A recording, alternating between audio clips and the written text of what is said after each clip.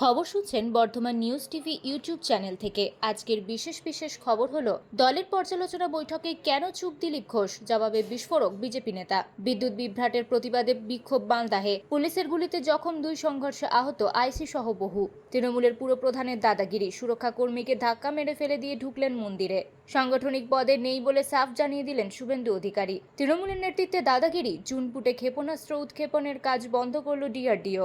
Diamond Harbour কেন্দ্রের vote বাতিলের আর্জি, হাইকোর্টের দ্বারস্থ বিজেপির ববি। 21শে জুলাই তৃণমূলে যোগ দিচ্ছেন এই 2 বিজেপি সাংসদ। পোল্ট্রি মুরগি ব্যবসায়ীদের ধর্মঘটের হুমকিতে মাংসের দাম বৃদ্ধির আশঙ্কা, নজর রাখছে টাস্ক ফোর্স। প্রিয় দর্শক, আপনাদের কাছে একটি বিশেষ অনুরোধ, এই ভিডিওটি 5 মিনিট শোনার পর কমেন্ট করে জানাবেন আপনাদের মতামত। আসছে বিস্তারিত খবরে। ভরাডুবির রেশ এখনো কাটতে পারেনি বঙ্গ বিজেপি নেতৃত্ব। সেই কারণে মাঝে মধ্যেই তাদের কথায় শোনা যায় আক্ষেপের সুর। প্রতিটি নির্বাচনে কোনো খামতি থাকার কারণে তৃণমূলকে কাটায় টক্কর দিতে ব্যর্থ হচ্ছে গেরুয়া শিবির। লোকসভা নির্বাচনে আসন সংখ্যা বৃদ্ধি তো দূরস্থ, উল্টে কেন কমে গেল? উপনির্বাচনে কেন দাগ কাটতে পারল না তারা? এই সব বিষয় নিয়ে পর্যালোচনা করতেই বুধবার সায়েন্স সিটিতে দলীয় নেতা কর্মীদের সঙ্গে বৈঠক করলেন রাজ্য বিজেপির শীর্ষ নেতৃত্ব। এদিনে আলোচনা সভায় উপস্থিত ছিলেন কেন্দ্রীয় মন্ত্রী মনোহর লাল খট্টর। আর এই সবের মাঝেই সমালোচকদের মনের প্রশ্ন হলো, তাহলে কি বঙ্গ বিজেপির ইতি আসন্ন? এই সমস্ত বিষয় নিয়ে বিজেপি নেত্রী লকেট চট্টোপাধ্যায়ের। তিনি বলেন, প্রতিযোগিতায় হার জিত আছে। হ্যাঁ, আমরা হেরেছি, আমরা অতীতে অনেক হার দেখেছি। আমাদের আসল লক্ষ্য জয়লাভ। এবারের নির্বাচনে 6টি আসনে হেরেছি ঠিকই, কিন্তু সেই সঙ্গে আমাদের ভোট শতাংশ অনেকটাই বেড়েছে। এই বিষয়ে অস্বীকার করার জায়গা নেই। গতবারের থেকে 6 লক্ষ ভোট আমরা বেশি পেয়েছি। ভোট শতাংশ আগের মতো আছে, এটা তো ভালো খবর। বিজেপির মিটিংয়ে শুভেন্দু অধিকারী স্পষ্টই বলেছেন, বাংলায় সবকা সাথ সবকা বিকাশের স্লোগান বন্ধ করে দিতে হবে। বিজেপি মুসলমানদের ভোট পায় না, সুতরাং দলের সংখ্যালঘু মোর্চায় তুলে দেওয়া হোক। এরপরই দেখা যায় দলের রাজ্য সভাপতি সুকান্ত মজুমদার আবার বলেছেন, মোটেও ব্যাপারটা তা নয়। সবকা সাথ হলো মোদী সরকারের প্রশাসনিক দর্শন। আর শুভেন্দুকে বলতে হয়েছে, আমার কথার অপব্যাখ্যা করা হয়েছে। কৌতূহলের ব্যাপার হলো, শুভেন্দু কি এতটাই অপরিণত ও বোকা যে দুম করে চড়া দাগের হিন্দুত্বের কথা বলছেন? তাহলে সত্যি ঘটনাটা কি, ক্রোনোলজিকটাই বা কি? গত 12 তারিখ দিল্লিতে কেন্দ্রীয় স্বরাষ্ট্রমন্ত্রী অমিত শাহের সঙ্গে দেখা করেছিলেন শুভেন্দু। এদিনের বৈঠকেও শুভেন্দু সে কথা জানিয়েছেন। তিনি এও বলেছেন, অমিতজির সঙ্গে 45 মিনিট কথা হয়েছে। বাংলায় বিজেপিকে কিভাবে ঘুরে দাঁড়াতে হবে উনি জানিয়েছেন। শুভেন্দুর ঘনিষ্ঠ সূত্রের দাবি, অমিত শাহর ছাড়পত্র নিয়েই এদিনের সভায় উগ্র স্বরে হিন্দু মুসলমান করেছেন বিরোধী দলনেতা। এমনকি বৈঠকের পর দলের একাধিক রাজ্য নেতা কাঁধে হাত দিয়ে কানের কাছে মুখ এনে বলেছেন, আমি কি এমনি এসব বলেছি? সব দিল্লি জানে। প্রিয় দর্শক, আমরা এই ভিডিওটিতে 1000 লাইক টার্গেট করেছি, তাই একটি লাইক করে আমাদের টার্গেটটি সম্পূর্ণ করবেন এবং কোন জেলা থেকে ভিডিওটি দেখছেন কমেন্ট করে জানাবেন। অসমে এবারও অগপের সঙ্গে জোট করে 9টা আসন পেয়েছে বিজেপি। কংগ্রেস মাত্র 3টি আসন পেয়েছে, কিন্তু উল্লেখযোগ্য হলো কংগ্রেসের ভোট শতাংশ সামান্য হলেও বিজেপির থেকে বেশি। সংখ্যালঘু অধ্যুষিত ধুবড়ীতে কংগ্রেস প্রার্থী রাকিবুল হোসেন 10 লক্ষেরও বেশি ব্যবধানে জিতেছেন। এটা স্পষ্ট হয়ে গেছে, অগম ও ইউপিপিএল এর মতো ছোট 2 শরিক দল সঙ্গে না থাকলে বিজেপির ভরাডুবি হতে পারত। সার্বিক এই প্রেক্ষাপটেই হিমন্ত এখন জীবন মরণ সমস্যার কথা বলছেন। কারণ শুভেন্দু ও হিমন্তর রাজনৈতিক ভবিষ্যৎ এখন নির্ভর করছে হিন্দু ভোটের মেরুকরণের উপর। শুভেন্দুর ঘনিষ্ঠের সূত্রে বলা হচ্ছে, এই কৌশলের নেপথ্যে আরও কারণ রয়েছে। তৃণমূলের বিরুদ্ধে শুধু প্রতিষ্ঠান বিরোধিতাকে প্রচারের হাতিয়ার করলে সমস্যা রয়েছে। তাতে বিরোধী ভোট কিছুটা বাম কংগ্রেসের দিকে চলে যেতে পারে। তাই প্রতিষ্ঠান বিরোধিতার প্রশ্নকে ছাপিয়ে হিন্দু মেরুকরণের পথে গেলে লাভ হতে পারে। সেক্ষেত্রে বাম কংগ্রেস অপ্রাসঙ্গিক করে দিয়ে বিরোধী ভোটের ভাগাভাগি রোখা যাবে বলে মনে করছেন অমিত শাহ শুভেন্দুরা। লোকসভা ভোটের সময় কেন্দ্র রাজ্য তরজার অন্যতম ইস্যু হয়ে দাঁড়িয়েছিল আবাস যোজনার প্রাপ্য টাকা না দেয়া। এই নিয়ে কেন্দ্রের বিরুদ্ধে একাধিকবার তোপ দেগেছে রাজ্য। শেষ অবধি একরা চলো নীতির সিদ্ধান্ত নেওয়া হয়। ইতিমধ্যেই আবাসের টাকা মেটানোর প্রস্তুতি শুরু হয়ে গিয়েছে। এদিকে আমলাদের একাংশের অনুমান, টাকা বরাদ্দ সত্ত্বেও কাজ সম্পূর্ণ না করতে পারাটা প্রশাসনিক গাফিলতি। এদিকে সমীক্ষার রিপোর্ট বলছে, দক্ষিণ 24 পরগনা জেলায় 8499টি বাড়ি তৈরির কাজ সম্পন্ন হয়নি। পশ্চিম মেদিনীপুর এবং ঝাড়গ্রামের নাম অসমাপ্ত বাড়ি তৈরির তালিকায় দ্বিতীয় এবং তৃতীয় স্থানে রয়েছে বলে খবর।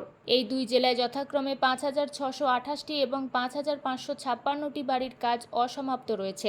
বীরভূম এবং পুরুলিয়ার নামও অসমাপ্ত বাড়ির তালিকায় রয়েছে বলে খবর। সমীক্ষায় এই তথ্য উঠে আসতেই নড়েচড়ে বসে প্রশাসন। উল্লেখ্য, আবাস যোজনার প্রাপ্য টাকা না মেটানো নিয়ে রাজ্যের তরফ থেকে বৈঠকে কেন্দ্রকে একাধিকবার নিশানা করা হয়েছে। শেষ অবধি 100 দিনের কাজের মতো এই প্রকল্পেও একলা চলো নীতি অনুসরণের সিদ্ধান্ত নেওয়া হয়। এবার সেই অনুযায়ী টাকা মেটানোর প্রস্তুতি শুরু করলো রাজ্য, যাকে বলে ডিসাইডিং ফ্যাক্টর। গেরুয়া শিবির থেকে ঘাসফুল শিবিরে ঝাঁপ দিলেন এই সদস্য। সংখ্যাতত্ত্বের বিচারে এগিয়ে গেল তৃণমূল কংগ্রেস। হাতে চলে এলো গাইঘাটা ব্লকের ফুলসরা গ্রাম পঞ্চায়েত। গত পঞ্চায়েত নির্বাচনে উত্তর 24 পরগনার এই গ্রাম পঞ্চায়েতের 24টি আসনের মধ্যে 11টি প্রায় তৃণমূল, একটি নির্দল ও 12টি আসন পায় বিজেপি। জয়ী নির্দল সদস্য যোগ দেন তৃণমূলে। সমান সমান হয় তৃণমূল ও বিজেপির আসন। টসে জিতে পঞ্চায়েত প্রধান পদটি পায় বিজেপি, উপপ্রধানের পদটি পায় তৃণমূল। কিন্তু বুধবার বনগাঁ জেলা তৃণমূলের অফিসে গিয়ে বনগাঁ জেলা তৃণমূল সভাপতি বিশ্বজিৎ দাসের হাত থেকে তৃণমূলের পতাকা হাতে তুলে নেন পাঁচপোতা ঢাকাপাড়া 128 নম্বর পার্টের বিজেপির পঞ্চায়েত সদস্য হরষিত বিশ্বাস এবং তার যোগদানের সঙ্গে সঙ্গে পঞ্চায়েত চলে গেল তৃণমূলের হাতে। শিবির বদলানোর ব্যাখ্যায় হরষিত দাবি করেছেন, কাজ করার জন্য তিনি তৃণমূলে যোগ দিলেন। জেলা সভাপতি বলেন, ফুলসরা গ্রাম পঞ্চায়েত আমরা দখল করলাম। আগামী দিনে বিজেপির দখলে থাকা আরও 3টি পঞ্চায়েতের বিজেপি সদস্যরাও আমাদের দলে আসবেন। তারা ইতিমধ্যেই যোগদান করেছেন। স্থানীয় বিজেপি নেতৃত্বের দাবি, অর্থের বিনিময়ে ওই সদস্য তৃণমূলে যোগ দিয়েছেন। বিগত কয়েকদিনে রাজ্য জুড়ে সামনে এসেছে একের পর এক তালিবানি বর্বরতার নৃশংস ঘটনা, কখনো চোপড়া তো কখনো আবার আরিয়াদহ।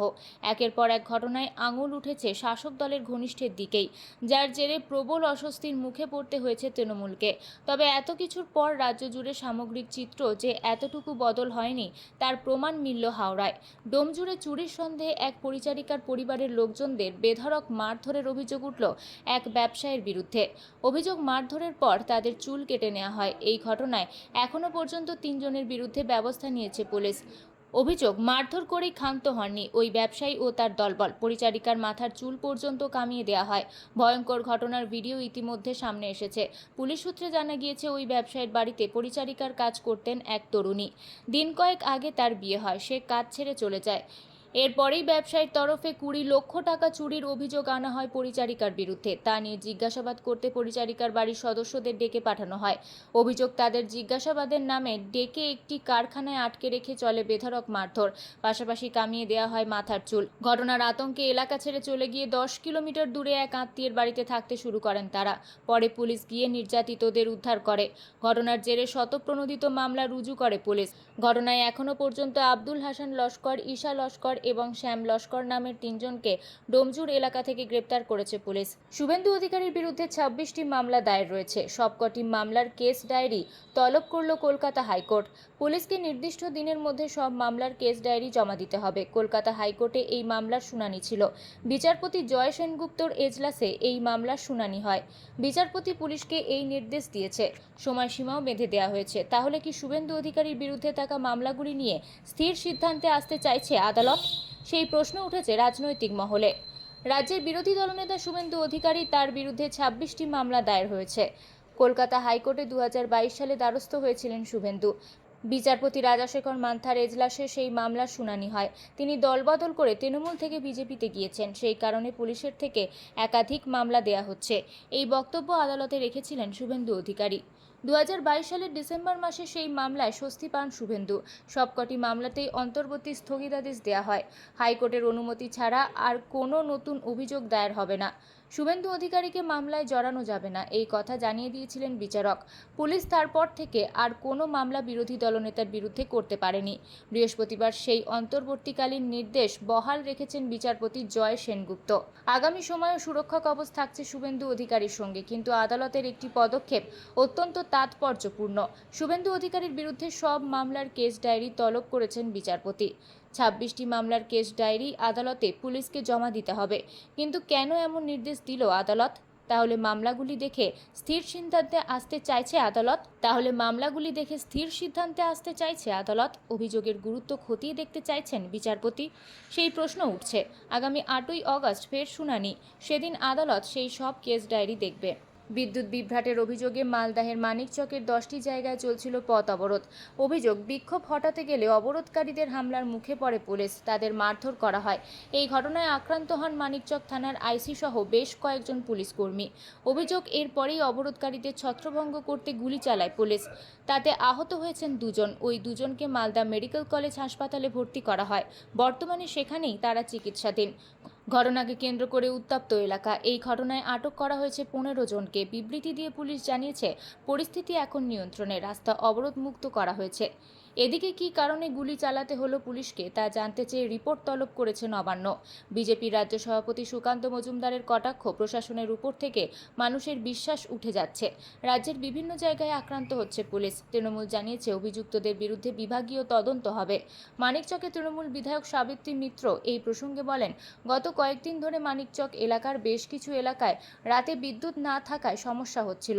আমি বহুবার ডিভিশনাল অফিসারকে বলেছিলাম সমস্যা মেটাতে, তা সত্ত্বেও সমস্যা মেটেনি।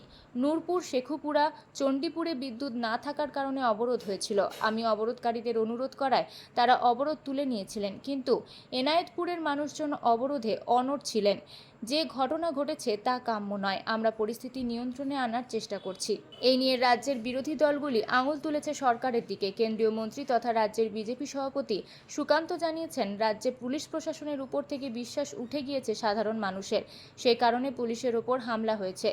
পুলিশের গুলি চালানোর সমালোচনা করেছেন সিপিএম নেতা সুজন চক্রবর্তী। তিনি জানিয়েছেন, পুলিশের এই পদক্ষেপ কাম্য নয়। তৃণমূল মুখপাত্র তথা কলকাতা পুরসভার কাউন্সিলর অরূপ চক্রবর্তী বলেন, এটা মমতা বন্দ্যোপাধ্যায়ের সরকার, বিভাগীয় তদন্ত হবে অভিযুক্তদের বিরুদ্ধে।